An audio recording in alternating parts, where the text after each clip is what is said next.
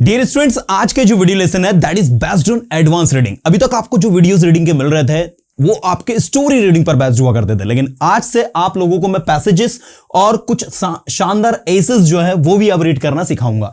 देखिए, आज के जो ऐसे हैं that is based on joint family system. मैं आपको बताने वाला हूं, इसमें बहुत शानदार वर्ड्स आपको मिलने वाले हैं। मैं सारी चीज डिटेल में विद एग्जांपल्स आपको एक एक वर्ड को एक्सप्लेन करूंगा, तो पूरे सेशन को आपको एंड तक देखना है। सबसे पहले हम टाइटल जो है ऐसे का वो पढ़ते हैं।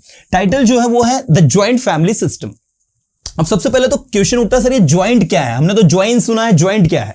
तो ज्वाइन एक वर्ब है, इसका जो एडजेक्टिव या पास्ट पार्टिसिपल आप कह सकते हो, उसमें टी लगाने पर वो एडजेक्टिव बन जाता है ज्वाइंट। ज्वाइंट मतलब होता है जुड़ा हुआ। फैमिली सिस्टम मतलब जो टॉपिक है हमारा वो है द ज्वाइंट फैमिली सिस्टम। संयुक्त परिवार वाला जो सिस्टम है वो आज हमारा टॉपिक है, जो कि बहुत ही शानदार है।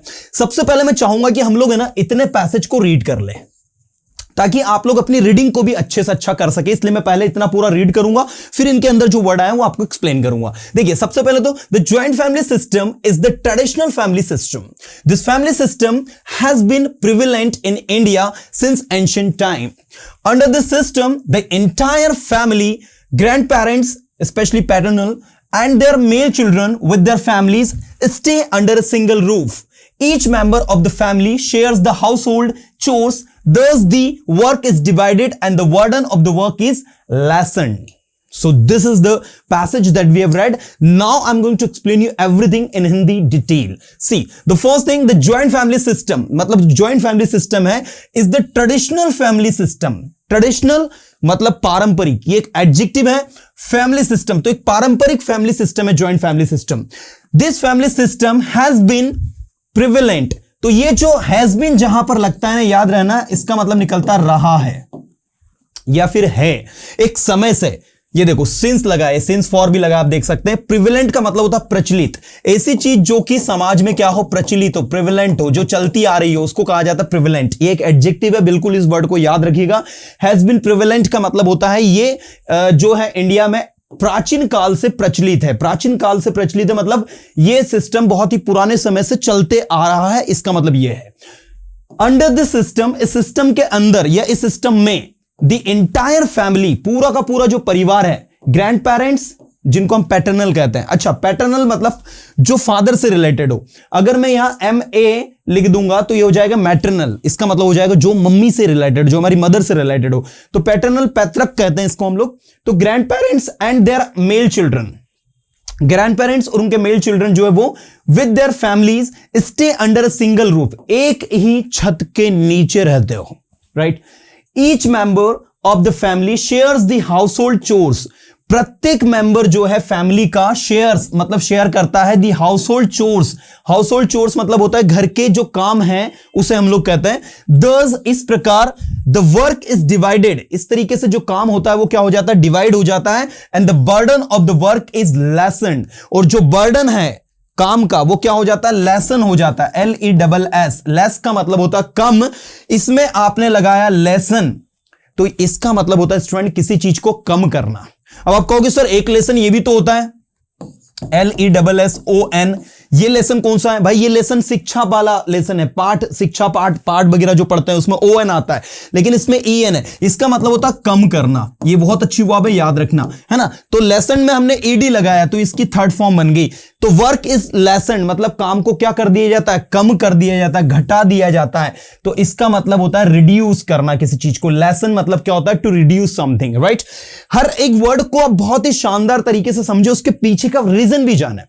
जैसे मैंने अभी आपको क्या बताया कि भाई ट्रेडिशनल किससे बना है? ट्रेडिशनल जो है ट्रेडिशन से बना है। ट्रेडिशन मतलब होती परंपरा और ट्रेडिशनल मतलब होता है पारंपरिक। तो हर एक वर्ड के पीछे का लॉजिक भी आप लोग देखिए कि वो कैसे वर्क कर रहा है। आगे देखो, the joint family system not only lessons the burden, again ये वर्ड लेसन हमें फिर मिला है। तो ज्वाइंट फैमिली सिस्टम जो है काम को, बर्डन को कम ही नहीं करता, burden of the household, house work, it is also a safety net when financial difficulties, accidents और कैलेमिटीज अराइज। तो भाई ये जो होता है ना, एक सेफ्टी की तरह भी काम करता है। कब? जब कोई फाइनेंशियल डिफिकल्टीज आती है, आर्थिक प्रॉब्लम आती है, कोई एक्सीडेंट हो गया, घर में दुर्घटना हो गई, या किसी प्रकार की भी कोई कैलेमिटीज हो गई। कैलेमिटीज का मतलब होता है आपदा, विपत्ति, कठिनाई, दिक्कत, परेशानी, ये सारा वर्ड इसका होता है। तो कैलेमिटीज या प्रॉब्लम भी आप कह सकते हो इसके लिए। अराइज मतलब जब उठती है ना। तो ज्वाइंट फैमिली सिस्टम काम के बर्डन कोई कम नहीं करता है। जब कोई कैलेमिटीज, एक्सीडेंट या किसी प्रकार की भी कोई फाइनेंशियल डिफिकल्टीज आती है तो उसमें भी हमको हेल्प मिलता है। The family as a single unit shares the load together. परिवार एक सिंगल यूनिट के तौर पर क्या करता है, together till the storm of difficulties gets over. जब तक कि समस्या का जो स्टॉर्म है, तूफान जो है समस्या का, वो जब तक गेट ओवर नहीं हो जाता, खत्म नहीं हो जाता, तब तक एक सिंगल यूनिट के तौर पर फैमिली जो है सपोर्ट करती है। ड्यूरिंग टाइम्स ऑफ डिफिकल्टीज के समय पर the family provides strong emotional support. Family क्या करती है, स्ट्रॉन्ग इमोशनल सपोर्ट जो है वो प्रोवाइड करवाती है। As it is always there to give patient hearing to the problems of all members. क्योंकि it is always there to give patient hearing. ये हमेशा एक पेशेंट हियरिंग समझते हो ना। आपको जो भी प्रॉब्लम आ रही है तो आप अपने जो करीबी होते हैं, अपने फ्रेंड्स हो गए, अपनी फैमिली मेंबर्स हो गए, उनके साथ में आप चीजें क्या करते हैं, उनको बैठ के सुनाते हैं, है ना। तो इसीलिए लाइन दी गई है कि support as it is always there to give patient hearing to the problems of all members. It does not matter, ये मायने नहीं रखता वेदर, इसको हम ऊपर कर देते थोड़ा सा, whether these problems are significant or not. ये प्रॉब्लम जो है वो महत्वपूर्ण है या नहीं है। The important part that all problems are heard out and advised. ठीक है, हर प्रॉब्लम को सुना जाता है और उसकी सलाह दी जाती है घर में। Whenever necessary is dispensed with warm heart. और जब आवश्यकता होती है तो उसको डिस्पेंस भी किया जाता है, उसमें मदद भी प्रोवाइड की जाती है ना। तो डिस्पेंस का मतलब होता है टू प्रोवाइड समथिंग। ये वो अच्छा वर्ड है, याद रखिएगा। चलिए अब यहां से आपको मैं आगे लेकर चल रहा हूं, तो मैं चाहता हूं थोड़ा आपका सपोर्ट मुझे लगेगा, पूरा अटेंशन आप लोगों को देना है। तो देखो यहां तक हम लोगों ने पढ़ा और हमको पूरा समझ में भी आया। आगे हम लोग देखते हैं, वार्म हार्ट मतलब होता है खुले दिल से, एक वार्म हार्ट के साथ में, है ना। आगे है a family, happy family is but an earlier heaven, quoted George Bernard Shaw. George Bernard Shaw जो एक बहुत बड़े ड्रामेटिस्ट हैं, इंग्लिश लिटरेचर के कह सकते हैं हम, और उन्होंने ये कॉट दिया है, क्या दिया है कि a happy family but an earlier heaven. जो एक खुशी परिवार होता है वो अपने आप में एक स्वर्ग के इक्वल होता है, पहला स्वर्ग होता है कह सकते हैं हम लोग। बट इट सीम्स, लेकिन ऐसा लगता है, it is losing its base in today's time. लेकिन ऐसा लग रहा है कि अपने बेस को, अपने आधार को आज के समय में लूज कर रहा है, खो रहा है। यहां पर लूजिंग का मतलब क्या होता है, किसी चीज को खोना, कम होना किसी चीज का। People today no longer prefer to live in the joint family system. आज जो है लोग नो लॉन्गर मतलब और नहीं, प्रीफर पसंद करते हैं, टू लिव रहना, in joint family system. Joint family system में वो रहना आजकल लोग पसंद नहीं करते। अब उसके रीजन हमें दी गए क्यों। स्मॉलर फैमिली, छोटा जो परिवार है, smaller family units provide the freedom to live life को जीने की जो आजादी है वो छोटे परिवार में मिलती है, स्मॉलर फैमिली यूनिट्स में मिलती है। एज क्योंकि one pleases and the privacy is achieved, both of which can not be possible under the joint family system. क्यों, क्योंकि वन प्लीजेस, व्यक्ति खुश होता है, and the privacy is achieved, और उसको क्या मिलती है, प्राइवेसी मिलती है। Both of which can not be possible, जो दोनों संभव नहीं है, कैन नॉट बी पॉसिबल, संभव नहीं हो सकते under the joint family system, कि एक और तो आपको प्राइवेसी भी मिल जाए, फ्रीडम भी मिल जाए। This two things are not possible in joint family system. In today's world, आज की दुनिया में, people want to live life on their own terms. लोग जो है अपने टर्म्स पर लाइफ को जीना चाहते हैं। Women specially have realised that life is not all about keeping everyone happy. महिलाएं मुख्य तौर पर हैव रियलाइज्ड मतलब समझ गई है, समझ चुकी है कि life is not all about keeping everyone happy. सबको खुश नहीं कर सकते आप, सबको खुश नहीं रख सकते, ये महिलाएं समझ गई हैं। They have started caring about their own comfort to.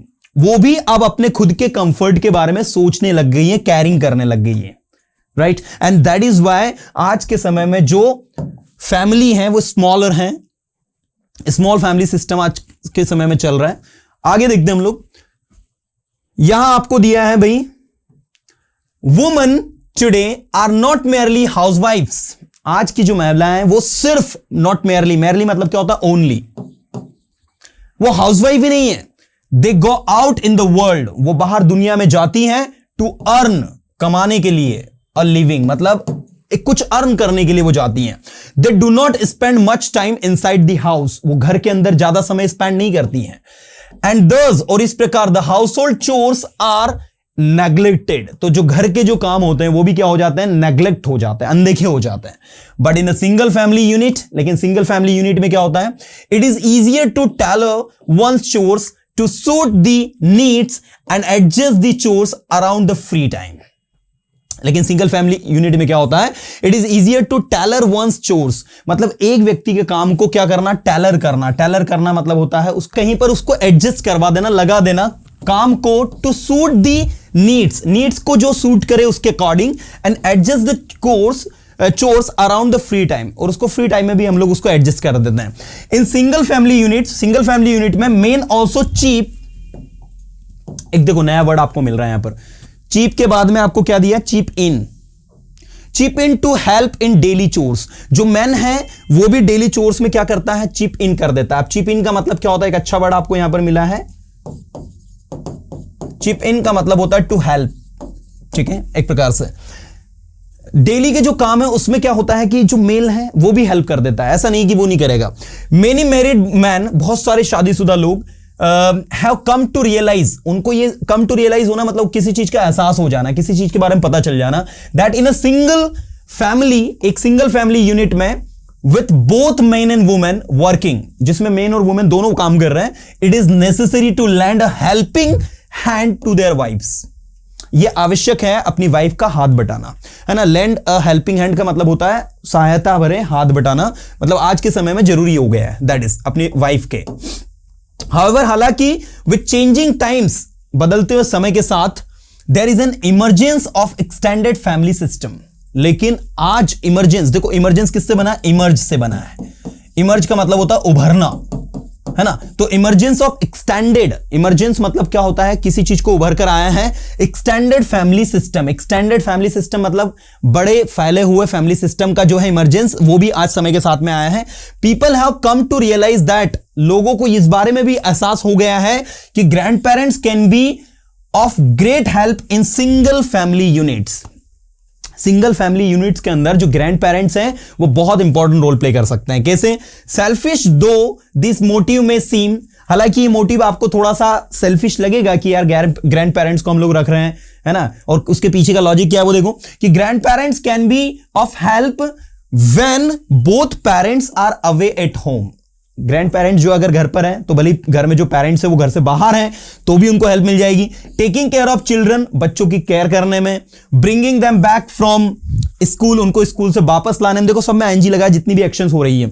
Seeing their homework, उनके होमवर्क को देखने में। बीइंग अराउंड, उनके चारों ओर होने में। When maid comes in, as well as the valuable advice, और साथ साथ कुछ वैल्यूएबल एडवाइस जो बड़ों की घर में मिलती है। Which they give proves to be of immense help, जो कि अपने आप में एक बहुत बड़ी सहायता है। As they have greater experience in life, क्योंकि उनके पास जो होता है ज्यादा अनुभव होता है, इसलिए वो जो एडवाइस देते हैं, वो जो अनुभव उनके पास होता है वो ज्यादा अच्छा होता है।